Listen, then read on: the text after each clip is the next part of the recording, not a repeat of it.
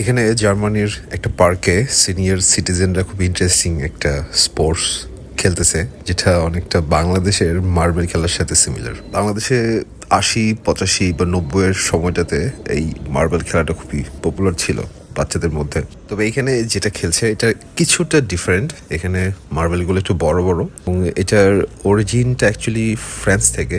19 শতাব্দীর প্রথম দিকে ফ্রেঞ্চ ভাষায় এটাকে বলে পেটাঙ্ক, আর জার্মান ভাষায় এটাকে বলে বুল। এই খেলাতেও সিমিলারভাবে প্রথমে একটা ছোট মার্বেল ছুড়ে দেওয়া হয় এবং যেটা হচ্ছে মার্কিং মার্বেল, এটা ডিফারেন্ট কালার থাকে।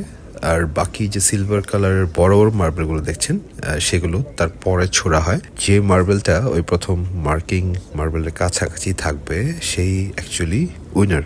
জার্মানিতে এই খেলাটা শুরু হয়েছে সেকেন্ড ওয়ার্ল্ড ওয়ারের পর থেকে, বিকজ সেকেন্ড ওয়ার্ল্ড ওয়ারের পর থেকে ফ্রেঞ্চ কালচারাল অনেক ইনফ্লুয়েন্সে তৈরি হয়েছে জার্মান কালচারে।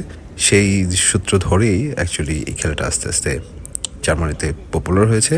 তো এখন শুধুমাত্র বয়স্ক মানুষদেরকে দেখা যায় এই খেলাটা খেলতে।